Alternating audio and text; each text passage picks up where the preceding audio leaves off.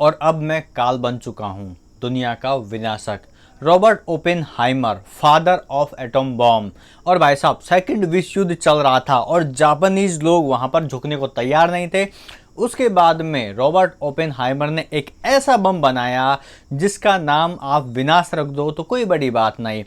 अब विज्ञान के तौर पर इसे माने तो ये बहुत बड़ी उपलब्धि हो सकती है, लेकिन इंसानियत, एक मानवता के तौर पर ये सबसे बड़ा फेलियर या फिर कहे तो सबसे बड़ी गलती इतिहास की मानी जाएगी। क्योंकि हिरोशिमा और नागासाकी पर 2,20,000 लोग, जिसमें से 1,10,000 लोग तो चुटकियों में खाक हो गए, जो बचे थे वो रेडिएशन से मर गए। और उस विनाश को अंजाम दिया एक बॉम्ब ने, एटम बॉम्ब ने। सो हेलो डियर ऑडियंस, और क्या हाल चाल आप लोगों के। Welcome back to FPS review. Oppenheimer, Christopher Nolan sir की ये मूवी थिएटर्स में रिलीज हो चुकी है। तो आज के इस वीडियो में विस्तार से रिव्यू करेंगे इस मूवी को, सिनेमा के तौर पर और भावनात्मक तौर पर, कि जब ये मूवी देखी तो हमारी भावनाओं पर क्या प्रभाव पड़ा। एक ऐसा इंसान जिसने पूरी पृथ्वी के विनाश का इंतजाम कर दिया। तो ये मूवी कैसी है, विस्तार से चर्चा करते हैं।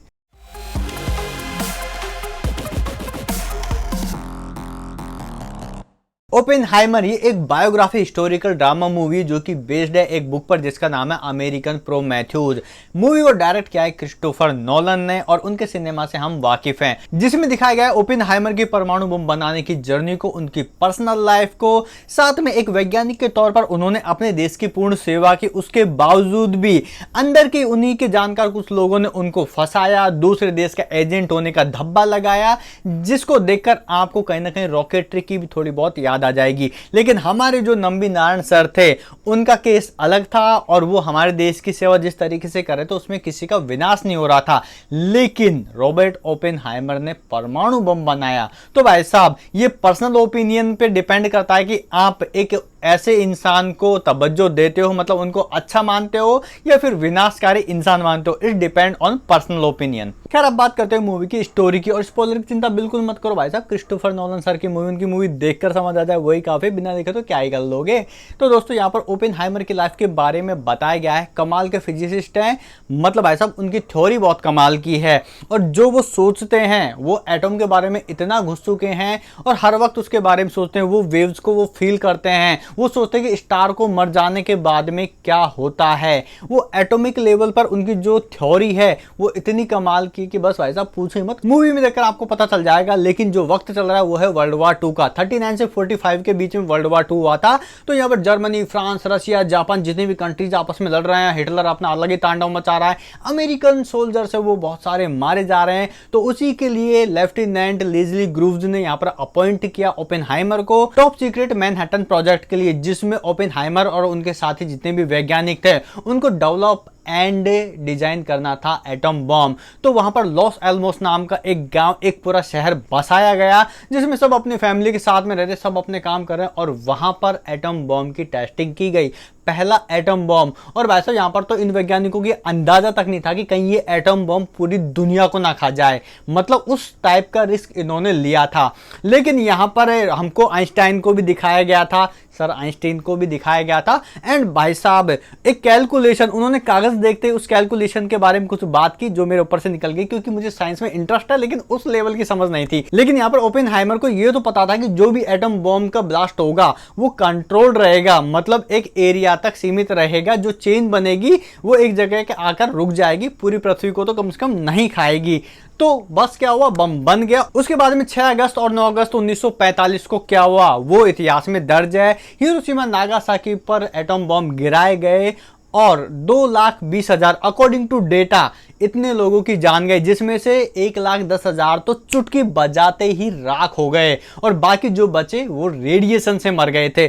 तो उसके बाद में जब ये विनाश हुआ तो बाकी कंट्रीज का दिमाग खराब हो गया। उन्होंने सोचा कि अगर हम पे बम पड़ गया तो मर जाएंगे, और वर्ल्ड वार 2 वहां से समाप्त हुआ और कोल्ड वार स्टार्ट हो गया। अर्थात बम चाटे वाटे नहीं मारेंगे, बस आपसी दुश्मनी रखेंगे। और इस परमाणु बम के कांड करने के बाद में ओपेनहाइमर बन गए फादर ऑफ एटम बम, और पूरे अमेरिका में उनकी जय जयकार तो होने लगी। लेकिन अब यहां पर ओपेनहाइमर को रियलाइजेशन होने लगा है कि उन्होंने जो किया है वो क्या है। तो इसी बीच में यहाँ पर जालसाजी कि भाई साहब ओपेनहाइमर है वो रशिया के साथ मिला, फलाना के साथ मिला, ये लेफ्टिस्ट है, राइटिस्ट है, मतलब पॉलिटिकल जितना भी ये चलता है ना खेला, ये इनके बीच में भी फंसे और उन पर काफ़ी इल्ज़ाम लगे और इन्हीं इल्ज़ामों को भी अभी ट्रायल में चल रहा है, वो हमको दिखाया गया है। लेकिन बहुत ही बढ़िया तरीके से बढ़िया सिनेमैटिक एक्सपीरियंस था। तो स्टोरी हुई समाप्त। तो अब मैं आपको बताता हूँ कि क्रिस्टोफर नोलन की ये मूवी मुझे कैसी लगी सिनेमा के तौर पर और भावनात्मक तौर पर। भावनात्मक इसलिए क्योंकि इतिहास के जिस पन्ने से ये मूवी आई है उसका असर पूरी मानव जाति पर पड़ा। तो सबसे पहले बात करते हैं सिनेमा के तौर पर। तो भाई साहब मैं तो इस मूवी को मास्टरपीस ही बोलूंगा, क्योंकि 3 घंटे 10 मिनट का रन टाइम और ये कोई एक्शन एकदम मासी मूवी नहीं है भाई साहब, ये एक बायोग्राफी मूवी है जिसमें आपको देखने को मिलेंगी बातें, बहुत ही डेप्थ वाली बातें, सही गलत का समझ, क्या हो रहा है क्या नहीं हो रहा उसको सिर्फ समझना पड़ेगा। फिर भी ये मूवी एंड तक आपको बोर बिल्कुल नहीं करेगी। अब डिपेंड करता है कि आपको क्रिस्टोफर नोलन का सिनेमा पसंद है या नहीं। बाकी भाई साहब सिनेमेटोग्राफी की बात करें तो भाई साहब उनकी सिनेमेटोग्राफी में उनका एक अलग ही बेंचमार्क है। चाहे वो परमाणु बम को फूटते हुए दिखाना, that was oh my god scene. मतलब साइंस का जो ध्यान रखा जाता है ना, हमको पता है कि पहले लाइट आती है फिर जाके आवाज आती है। जब बम फूटा तो एकदम सन्नाटा, लेकिन उसको आवाज आने में वो ट्रैवल करने में टाइम लगता है, वो बाद में सुनाई देता है और वो आपको बहुत ही कमाल का फील देती है। मजा आ गया। एंड दोस्तों सिनेमेटोग्राफी तो बहुत कमाल की है। एंड बीच बीच में black and white and colour का कॉम्बिनेशन इस मूवी में था। और ये ब्लैक एंड व्हाइट कब आ रहा था, कलर कब आ रहा था, इसके बारे में मुझे मेरे दोस्त ने समझाया कि बुक के अनुसार जितने भी ऑथेंटिक जो लिखा था वो डाला है, वहां पर हमको ब्लैक एंड व्हाइट दिखाया और जहां पर इमेजिनेशन डाली गई है क्रिस्टोफर नोलन की, वहां पर हमको कलर में दिखाया गया है। तो मूवी की सिनेमेटोग्राफी तो काफी कमाल की। अब बात करते हैं मूवी के म्यूजिक की, which is oh my god. मतलब मूवी का जो स्टार्टिंग के 10 सेकेंड है और जिस तरीके से वो परमाणु बम के जो पार्टिकल्स टूट रहे हैं, जो फील आ रही है, गूज़बम्प्स पहले ही 10 सेकंड में मुझे आ गए थे। और वैसा सबसे रोमांच, सबसे थ्रिल करने वाली बात जब वो बम फूटता है उसके टाइम का म्यूजिक एकदम सन्नाटा छा गया, फिर अचानक से म्यूजिक आता है और बहुत सारी जगह पर म्यूजिक आपको हाई कर देता है। जैसे कि कुछ सीन्स के बारे में आपको बताता हूँ जहां पर सिनेमेटोग्राफी और म्यूजिक दोनों का जो कमाल का कॉम्बिनेशन है वो आपको फील होगा, अंदर तक फील होगा, आपके रोंगटे खड़े हो जाएंगे। शुरू में यहाँ पर जो इमेजिनेशन करता है, पार्टिकल्स फूटते हैं एटम के, और उनका इमेजिनेशन के टाइम पे जो म्यूजिक होता है वो आपको फील देता है, धड़ धड़ धड़ धड़ धड़ आवाज आती है पैरों के जमीन पे पीटने की, वो बहुत ही कमाल का होता है। उसके बाद में एटम का जब पूरा परमाणु टेस्ट वेस्ट होता उस टाइम का म्यूजिक और उस टाइम की सिनेमेटोग्राफी आपको वो रियल वाला फील दे देगी। एंड उसके बाद में जब सब कुछ हो गया, हिरोशिमा नागासाकी पर बम पड़ चुके, उसके बाद में जब उनकी प्रशंसा की जा रही है और उस असेंबली में जहां पर उनको चीयर किया जा रहा है, वहां पर उनको रियलाइजेशन हो चुका होता है कि 2,20,000 उन्होंने चुटकियों में साफ कर दी उनके बम की वजह से। तो उनको वो जो बम का जो एक प्रकाश होता है, जो सूर्य से भी तेज प्रकाश, या फिर कहा जाए तो उसके बाद में जो आदमी राख हो चुके उनका विजुअलाइजेशन के साथ में जो म्यूजिक होता है वो आपको एकदम वो फील दे देगा कि इस इंसान ने क्या किया एक एटम बम बनाकर। तो सिनेमेटोग्राफी या फिर कहे तो सिनेमा के तौर पर मूवी काफी कमाल की है। डायलॉग्स, मूवी के डायलॉग्स कई जगह पर बहुत ही ज्यादा गहरे हैं। जैसे कि मैं एक दो डायलॉग आपको बताता हूं। एक डायलॉग जो ओपेनहाइमर के साथ वाले साइंटिस्ट उनको बोलते हैं कि मैं नहीं चाहता कि 300 साल की फिजिक्स की जानकारी को हम ऐसा बम बनाने के लिए लगाएं जिससे लाखों मासूमों की जान चली जाए। दूसरा डायलॉग वही साइंटिस्ट ओपेनहाइमर को बोलता है कि तुमने दुनिया को वो पावर दी है जिससे वो खुद का विनाश कर लेंगे और इसके लिए वर्ल्ड रेडी नहीं है।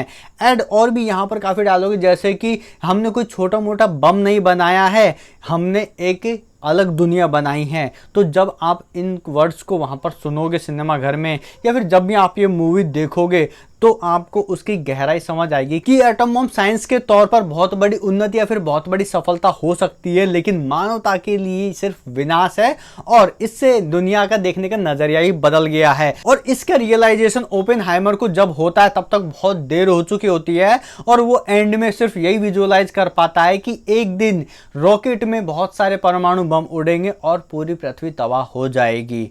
दैट वाज सो हॉरिफाई अगर इंटरनली सोचा जाए तो दोस्तों मूवी की सिनेमेटोग्राफी, म्यूजिक या फिर डायलॉग्स काफी कमाल के तो हैं, लेकिन इनको देने वाले एक्टर्स का क्या। टू बी ऑनेस्ट बताऊं तो यहाँ पर Cillian Murphy and RDJ Robert Downey junior भाई साहब इनकी परफॉर्मेंस काफी कमाल की है, खासकर सिलियन मर्फी जिन्होंने यहाँ पर ओपेनहाइमर का कैरेक्टर निभाया है। ओ माय गॉड, वो लगे हैं, उनका वो एटीट्यूड, वो चीज लगी है कि ये ओपेनहाइमर ही हैं। मजा आ गया भाई साहब। और कितने ही दिग्गज एक्टर इसमें हमको देखने को मिलते हैं। करते हैं भावनात्मक तौर पर मुझे मूवी कैसी लगी, तो आप यहां से वीडियो छोड़ सकते हैं जिनको इंटरेस्ट नहीं है तो। बाकी मैं थोड़ा सा अपना खुद का ज्ञान पेलूंगा एंड मणिपुर की बात हम इसमें करेंगे क्योंकि मुझे बड़ी तकलीफ हो रही है, इसलिए मैं बोल रहा हूं।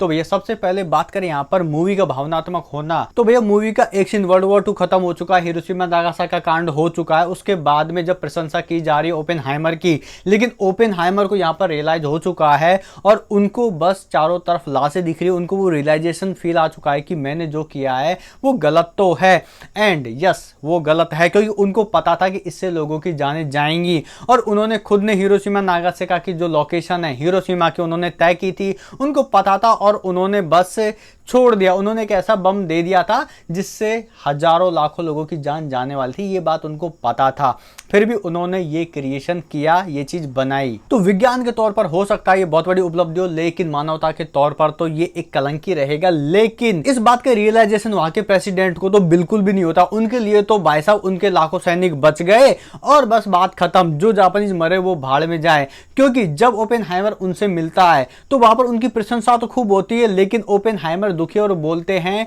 कि मैंने लाखों लोगों की जान ली है और मासूमों के खून से मेरे हाथ रंगे हैं।